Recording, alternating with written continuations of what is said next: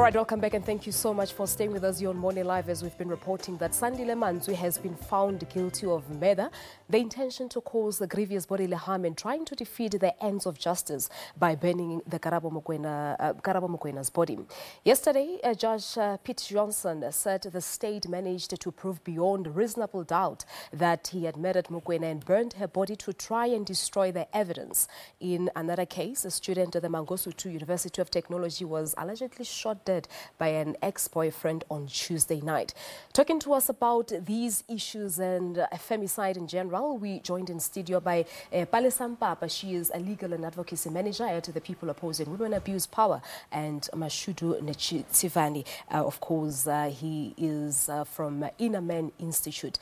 Good morning to both of you and thank you so much for coming through. Good morning and thanks for having us. Let's start with you, Bitso. Your take on the verdict on Sandile Mantsoe. Okay, thank you very much. From us as the women's sector, People Opposing Women Abuse, our take is really that we are really encouraged by the verdict because it shows that we are heading to a progressive sentencing, and we are actually looking forward to a really good one that will seek not only to condone but also to deter potential perpetrators of the same offences. Because when you look at where we're coming from an era where violence against women was normalized and judgment were not so good, to a point where you would get to a point where you are saying we don't think or we can conclude that the sentences or the judiciary is not really condoning so as to deter. Yeah. Hence, we saw also a rise in terms of those kind of offences repeating itself. But however, when you also look back into the last judgment that was more or less of the same kind, there's a September case that was finalized last year in August.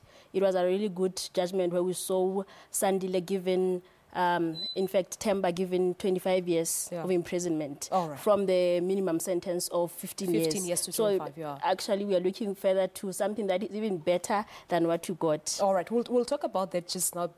But actually, let's just get your take. Do you think this will serve as a deterrent to perpetrators of women abuse? I hope it will, but it depends how much time will this guy stay in there, because sometimes he may be given 25 and get out in 5 months.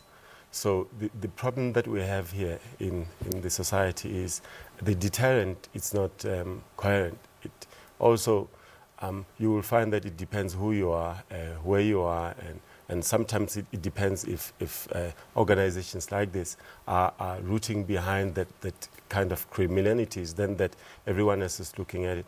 I'm just thinking, if all the cases are treated just the same, it will be nice. Yeah. A deterrent, depending on how many years is going to be given. Now, from the Innerman point of view, bad part here is he's not showing remorse. I mean, that's the thing. That's what many people are saying, that he still insists that, he was just trying to help.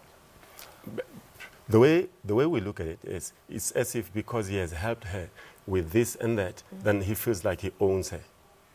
So that kind of thinking is the one that we are supposed to align right. Yeah. And Palesa, we're not trying to jump the gun here or preempt, but we do know that sentencing is expected to be handed down today. What are you hoping for? You've made mention of the fact that in a murder case, we're looking at a minimum sentence of 15 years. But what are you hoping for? For us, we're hoping to see consistency in femicide cases, in cases of violence against women. Like I mentioned, that we're actually looking at the track where we are coming from a circumstance where we are seeing very low judgments that are not speaking to the prescripts of the law. So really what you're looking for is continuity, to say if cases of this nature are continuing and they're also on a hike, we are expecting the criminal justice system to really put a hand in terms of what is expected, because reality is our laws are very good in terms of deterring. But the issue is, are they implemented as is?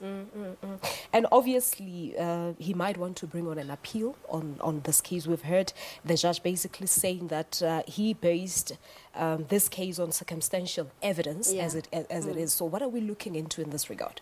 Reality is there were no testimonies that were allowed into court. The judge took it that based on the oral evidence that the state has already proven beyond reasonable doubt. However, when you also look at the facts, I mean, there is no need that if somebody is suicidal or it was a case where you're trying to assist, you would also want to hide evidence. I think that in itself says there was more to it, and it also places himself in a very incriminating circumstance to say, why would you, if you are innocent, want to hide evidence? Which is more or less what happened in the previous case of Sister, where the same boyfriend, after murdering, he even went further to dispose the body and pour petrol on the body. So it says you actually wanted to actually defeat the end of justice or to hide the evidence so that you just get away with it. Yeah, Mashudu, let's just talk about the incident which happened on Thursday night at the Mangosuthu University of Technology, where a student was allegedly shot dead by an ex-boyfriend. So it's not really clear as to what happened, but of course media reports suggesting that the girl had tried to break up with the guy for weeks now. So it looks like we're sitting in a situation where when you want to get out of an abusive relationship, you get killed, or even when you stay, you still get killed. Correct. If we look at the first instance, we were all saying she should have moved out quickly. But in this instance, she's trying to move out, and at the same time, she gets killed. So you will never know what to do. What to do anymore. In this case, I was thinking last night that I can just go out at night and walk about and so forth on, but the ladies are not able to go and just walk about at night. It's a dangerous situation we're in these days. I'll have to, from now on, I think all of us are supposed to teach our boys to be respectful to the ladies, to our mothers. You're preempting my next question, because I want to talk about your organization a little bit. For someone who's never heard of Innerman Institute, what do you guys do?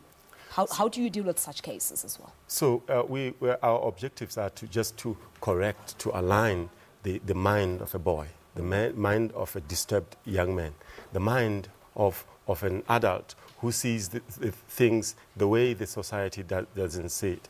So in a situation like this, when you feel that you're betrayed, you feel that you were hinging everything else on the lady that you were in love with, and she feels like she doesn't want to be with you, how is it that we come in as the inner men and correct that? We do this in different ways. We call put together, talk about it, morally wounded people, those who are in the verge of suicide and stuff like this. So in this time now, what we're doing is to go to schools and go to classes. We ask the principals in the schools so that they can give us those misbehaving, particularly boys, so that we can stand them when they are fresh. Because when a guy is committing murder at 23 years, you can just tell it started way before. Sometimes you'll find that the society is condoning this.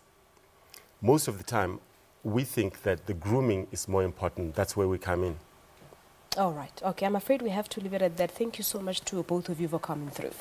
Thank you much. Thank you so much. That was Palesa Mpapa, Legal and Advocacy Manager at People Opposing Women Abuse, POWA, and Mashudu Netshidzivhani. Of course, he is the spokesperson for Innerman Institute, talking to us about the Sandile Mantsoe case, as he will be receiving his sentence today. And we're also looking at a whole range of issues, including femicide in South Africa. All right, we're taking a quick break. You're Morning Live. Your news at 7 will follow. Stay tuned.